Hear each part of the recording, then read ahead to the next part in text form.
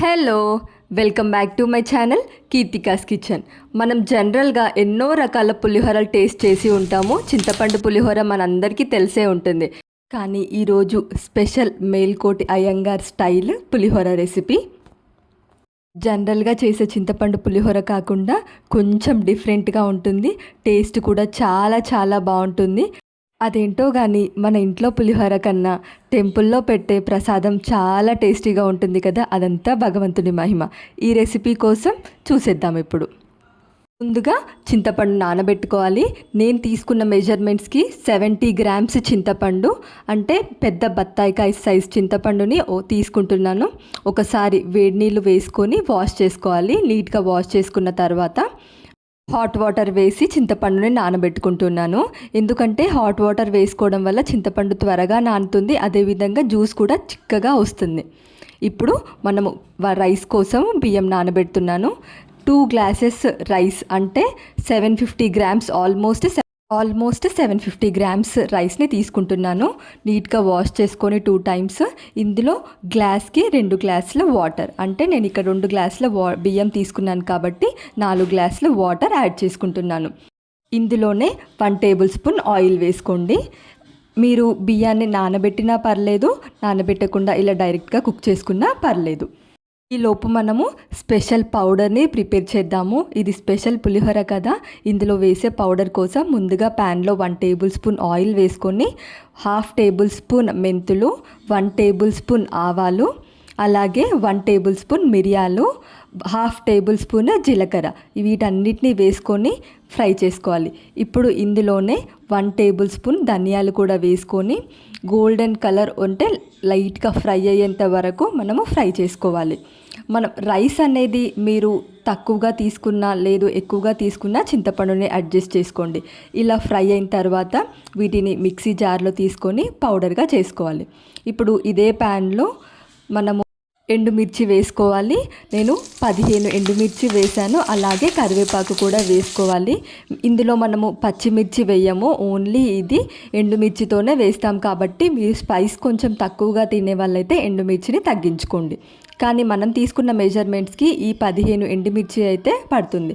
ఇలా కరివేపాకు క్రిస్పీగా అయ్యేంత వరకు ఫ్రై చేసుకొని దీంట్లోనే 1 టేబుల్ స్పూన్ పసుపుని కూడా వేసుకొని మనము పౌడర్గా గ్రైండ్ చేసుకోవాలి.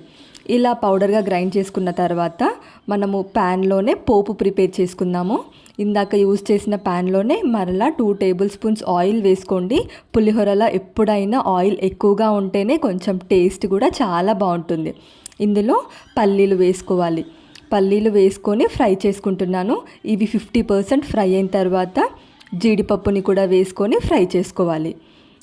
ఇప్పుడు ఇందులోనే కప్పు పచ్చిశనగపప్పు వేసుకుంటున్నాను. నేను అన్నీ ఎక్కువగానే వేస్తున్నాను, ఎందుకంటే పులిహోరలో ఎప్పుడైనా టేస్ట్ మొత్తం పోపులోనే ఉంటుంది. మా ఇంట్లో ఇంకొంచెం ఎక్కువగానే తింటాము, ఈ పల్లీలు అనేవి ఎక్కువగా ఇష్టపడతాము. లేదంటే మీరు తగ్గించుకోండి. ఇందులోనే మినపప్పు కూడా కప్పు వేసుకొని వీటన్నిటిని ఫ్రై చేసుకోవాలి. పోపు ఎప్పుడైనా పచ్చిగా ఉండొద్దు, పప్పులు క్రిస్పీగా అయ్యేంత వరకు ఫ్రై చేసుకోవాలి. ఇలా ఫ్రై చేసుకున్న వాటిల్లో 1/2 టేబుల్ స్పూన్ ఆవాలు వేసుకుంటున్నాను. ఆవాలు వేసుకున్న తర్వాత ఎండుమిర్చి కూడా వేసాక ఫ్రై చేసుకోవాలి. ఇలా పోపు మొత్తం ఫ్రై చేసుకున్న తర్వాత ఇందులోనే ఇప్పుడు కరివేపాకు కూడా యాడ్ చేయండి. కరివేపాకు లేకుండా అసలు పులిహోర రెసిపీయే ఉండదు కదా. అదేంటో కానీ కరివేపాకు తినకపోయినా ఆ ఫ్లేవర్ ఉంటే చాలండి. అలాగే ఇందులో 1 టేబుల్ స్పూన్ ఇంగువ కూడా యాడ్ చేసుకుంటే మన పోపు రెడీ అయిపోతుంది. చూసారా, చింతపండు కూడా నాని ఉంది. చింతపండు వేడి నీళ్ళు వేసుకోవడం వల్ల ఎంత చిక్కగా నాని ఉంటుందో, అందుకే ఇందులో హాట్ వాటర్ వేసి ఎప్పుడైనా చింతపండు నానబెట్టుకుంటే త్వరగా కూడా నానుతుంది.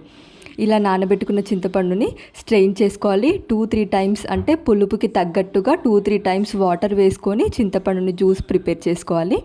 ఇప్పుడు ఈ చింతపండు జ్యూస్ని మనము ప్యాన్లో వేసుకొని 1 టేబుల్ స్పూన్ పసుపు, అలాగే టేస్ట్కి తగ్గట్టు సాల్ట్ కూడా వేసుకోండి. 2 టేబుల్ స్పూన్స్ సాల్ట్ వేసుకొని 1 టేబుల్ స్పూన్ ఆయిల్ వేసుకొని ఈ చింతపండు జ్యూస్ మొత్తం చిక్కగా దగ్గరికి అయ్యేంత వరకు మనము కలుపుతూనే ఉడికించుకోవాలి. ఇలా పొంగొచ్చినప్పుడల్లా కలుపుతూ దగ్గరగా ఉడికించుకోవాలి. ఇప్పుడు ఇందులోనే చిన్న బెల్లం ముక్క వేసుకోవాలి. చింతపండు పులిహోరలో ఈ బెల్లం వేయడం వల్ల చాలా టేస్ట్ ఉంటుంది. ఇలా బెల్లం కూడా వేసిన తర్వాత కలుపుతూ దగ్గరగా ఉడికించుకోవాలి. ఆయిల్ పైకి తేలేంత వరకు ఉడికించుకోవాలి. చూడండి, ఈ కన్సిస్టెన్సీ వచ్చేంత వరకు ఉడికించుకుంటే సరిపోతుంది.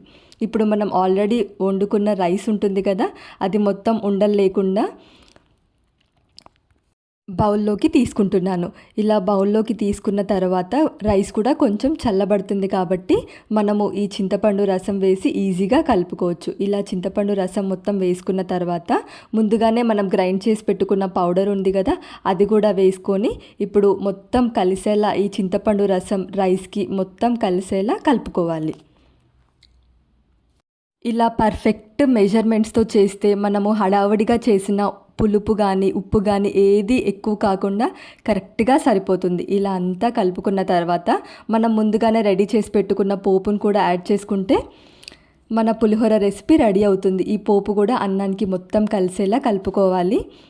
అంతే, మన పులిహోర ప్రసాదం రెసిపీ రెడీ అయిపోతుంది. ఇలా అమ్మవారికి కూడా నైవేద్యంగా చేసి పెట్టొచ్చు. వీడియో నచ్చితే లైక్ చేయండి. మరిన్ని ఇంట్రెస్టింగ్ రెసిపీస్ కోసం ఛానల్ని సబ్స్క్రైబ్ చేయండి. Thank you for watching. మీకు ఏ ప్రసాదం రెసిపీ ఇష్టమో కామెంట్ చేసేయండి.